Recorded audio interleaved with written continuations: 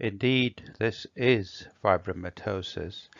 This is one of those GI mesenchymal tumors that prefers to live on the serosal side of the gut.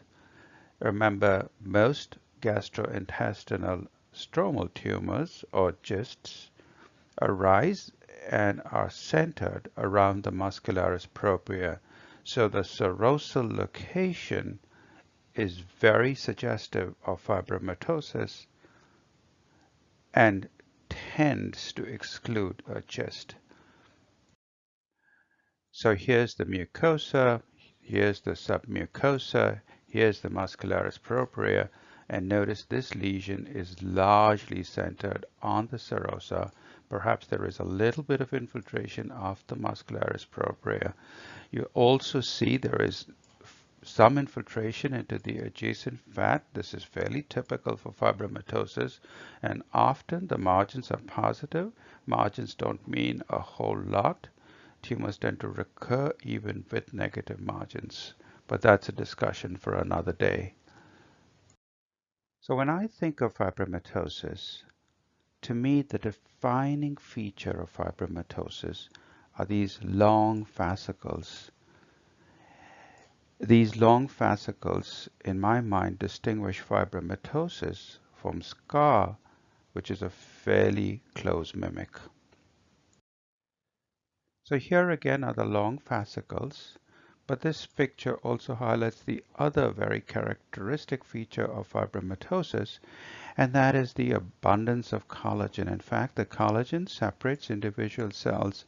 The one thing you will never see with fibromatosis is packeting of cells. You will never see them closely opposed to one another. That will not happen. Each cell is ensheathed by a layer of collagen that separates it from its neighbor. And on very high power, the individual cells have a very characteristic morphology. The cells are spindled. They have vesicular chromatin. These tiny little prominent nucleoli, as you see here. And often you'll see areas of hemorrhage like this. Now there's a lot of immunohistochemistry one could do, but in reality, very little is required. These tumors cells are either fibroblasts or myofibroblasts, so they are often positive for smooth muscle actin. They may be positive for desmin, typically CD34 negative as shown here, but the key stain is of course beta-catenin. And the reason why the key stain is beta-catenin is because virtually all of these patients, all of these tumors show beta-catenin mutations. What you're looking at on the beta-catenin stain, what you're looking for is strong nuclear signal or reactivity with beta-catenin. Now, this is not the stain for the faint-hearted, and that is primarily because beta-catenin, as you see here, also stains the cytoplasm.